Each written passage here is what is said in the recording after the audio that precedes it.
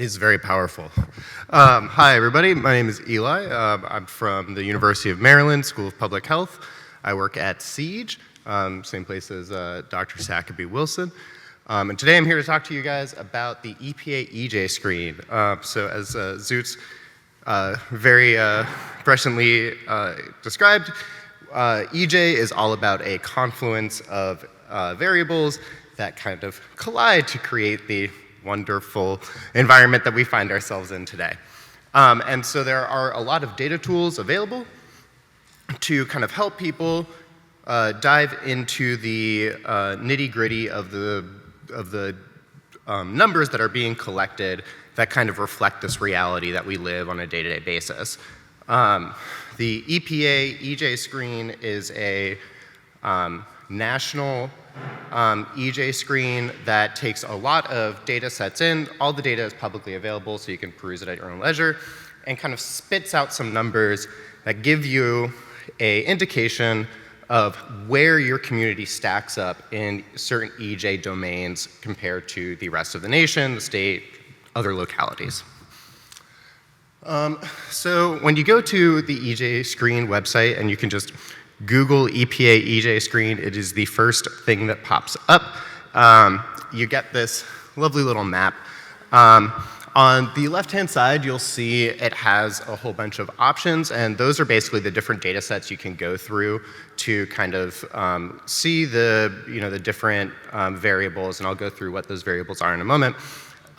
It does it in a very intuitive way, so any person with very little prior knowledge can just go on and see red is bad, green is good. They try to make it very easy for us. So the EJ screen is a product that was developed to help the EPA meet their regulatory requirements on basically just this, monitoring the environmental justice quotient that communities have to deal with on a regular basis. I'm sorry, it's very hard to see. No, I'm good. The tool itself uses exclusively public information, so this is stuff that comes from the census forms that everybody fills out every 10 years, and that's supplemented by data from the American Community Survey, and then all of the other three-letter agencies we're kind of familiar with, EPA, DOE, and local agencies, kind of combines all that data into this one tool that we have here. Now, the thing that the EJ screen does, and that any EJ screen does, is it gives you a relative comparison for other locations, but it doesn't give you definitive answers, which can be a little confusing for folks. But basically, what it purports to do, or what it tries to do rather, is it kind of takes all of the numbers and puts them in a larger social context. And that social context usually is, socioeconomic status, racial status, any sort of thing that is not, directly involving your physical environment. And so what this portion of the tool allows you to do is it allows you to kind of select what variables are most important to the area you're trying to look into. So you pick, your, if say PM 2.5 or diesel is the thing that you're most interested in seeing the impact of, you can select those two options, then see every other place in the country, how they stack up compared to your area. Now, what the EJ indicators are those main variables that have a provable and detrimental effect on people's health as it relates to their environment. I'm not going to go through every single one of these, but none of these should be a surprise to anybody here. These are things like lead paint in your housing, discharge, like polluting discharge to your water sources, air quality pollutants, so we're talking PM 2.5 and the diesel particulates, along with a whole host of other things. It also includes those socioeconomic indicators. So primarily it focuses on folks who'd be disproportionately impacted. So we're talking about the younger populations and much older populations, along with folks who might not have full English literacy or are under a lower socioeconomic status. And so when they create this environmental justice index, this single number, basically what they're doing is they're taking those two variables and combining them into this one number that allows you to kind of assess that sliding scale of being in a disproportionately impacted community and what impact that community is facing at any given time. So the index itself, every index is kind of developed a little differently. It's a bit of a art more than it is a science at this point, where you're trying to connect two different sets of numbers that relate to two radically different things and try to combine them in such a way that it reflects the reality of what happens when they are combined in reality. And so this is just more into how the index itself is calculated. So basically we take the number of the EJ variable and we multiply it by the demographic index. And the demographic index is a really simple calculation, basically taking the national average of people who are living below the federal income level and people who are non-white. The other big thing that needs to be understood in order to use these tools effectively is how they define the numbers that they give you. And so all the numbers come in percentiles, which is like a percentage, but a little bit different, just to make it a little complicated.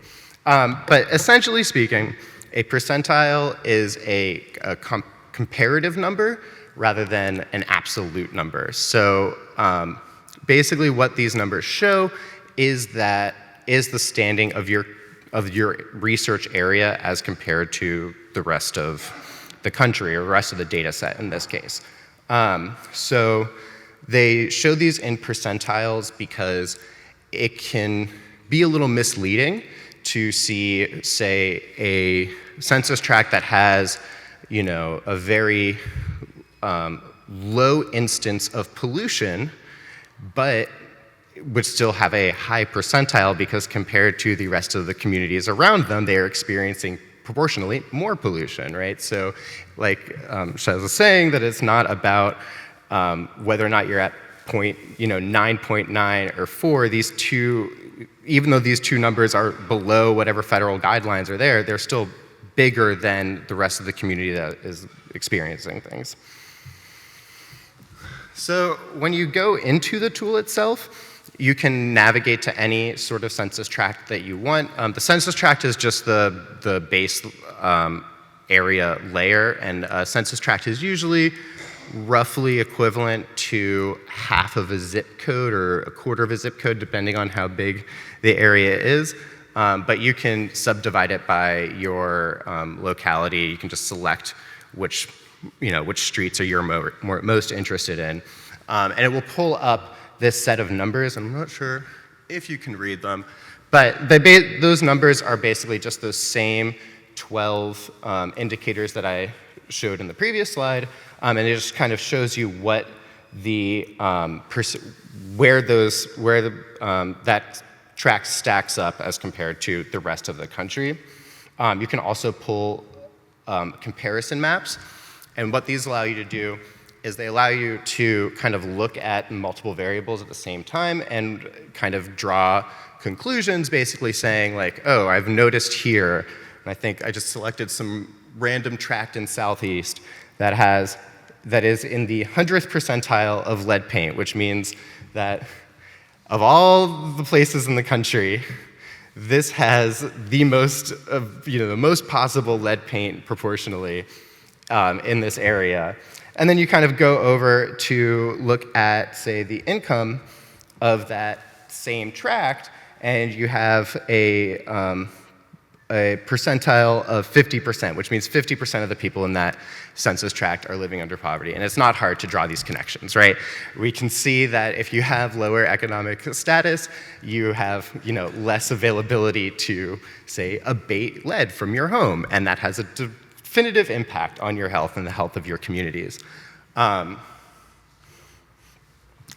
And then what this also allows you to do is, as I mentioned, it allows you to take that comparison and step it up a level. So you can say, okay, here are the five things that I can tell in my community are having the most definitive impact on health. Now, if I were just to select these 5 variables outside of everything, how does this community stack up against the rest of the country? And this is a binary, right? We're saying, are these variables, if we combine all these variables, is this county, or is this census tract still at, 80th percentile or higher, which means that 80% of the country is doing better than this one area is in, I think I selected pollution and lead paint. I can't remember what else I selected. But you get this opportunity to kind of see where the comparison lies, and allows you to kind of better inform yourself when you're talking to community leaders, policymakers, and just your neighbors. Oh, I was seeing on this map that, our community is ranked, 0th in, polluting discharge and stuff like that. Like, that will allow you to kind of be able to create more tangible connections to the effects that you're seeing on a day-to-day basis. Now, the EPA also uses the EJ screen, and they use it in a way that I think a lot of people can kind of learn from, which is it's as a jumping off point.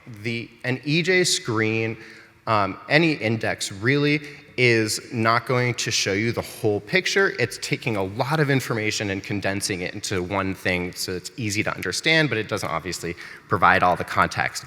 But it allows you to, see where should we be starting off for research? Where should we be looking at?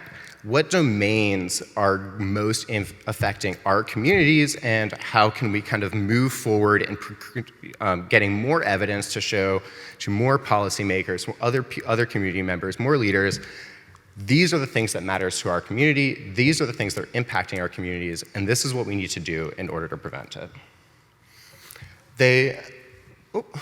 Sorry, I guess I was skipping a slide. They also provide a lot of tools on their website. If you just scroll down, it'll have a whole host of resources. Most of these are written in such a way that anybody can really kind of pick them up and go. It does not require a whole lot of previous know-how on data science, on mapping, or anything like that. If you use Google Maps, you should be able to navigate this. It is designed to give the general populace a jumping off point into investigating the data behind environmental justice. And just real quick, I wanted to bring up some limitations of the EJ screen. The big one is a data limitation. The data is being collected usually from the census and other federal agencies, so it is not as minute as might be necessary to kind of create a better on-the-ground picture that we would see on like a block-by-block basis. There are a lot of other tools out there that are more localized, but this is a very broad and general tool for the whole nation. Still very, very useful, but it's just not going to be as complete as taking your own data through your own monitors. So it's just something to keep in mind. And then the other thing to consider is that the data is not comprehensive. It cannot take in every single thing that might be impacting the environment. I mean, this is a very complete data set in the sense that most of the major pollutants and the major socioeconomic factors that we would see as primary causes of environmental justice deficiency are accounted for. But it doesn't take in everything because that's impossible. But like I said, this is a jumping off point and allows people to kind of move forward in their research to kind of create a better understanding of the data sets that they can use to fight for more environmental justice. So that's it for my talk. There are a lot of other tools that are available, and I'd be more than happy to showcase if anybody wants to send an email or talk to me about this after. I'm always down to talk about geospatial sciences and data analysis and indexing for environmental justice. So thank you.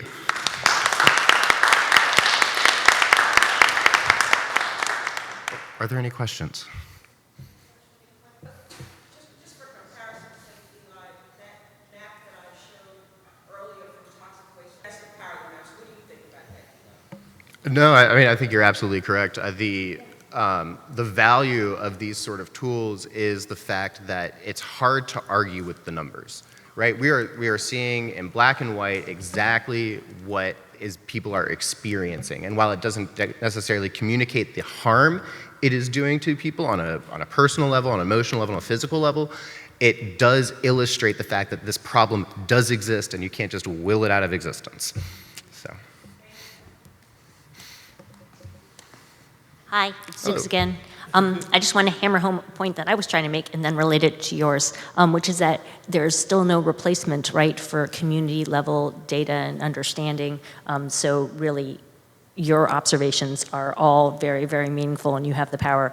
And the reason that I bring that up is, one, having heard David Paget speak about sort of these tic-tac grants, it's a really important thing to be able to use these tools to demonstrate, right, that your community is a community that actually, right, should be high priority. But on the other hand, it's my understanding, you can correct me, Parisa, that when they first did Ivy City under EJ Screen, it showed up as not EJ priority, and I think it might have something to do with changing demographics and gentrification of the area.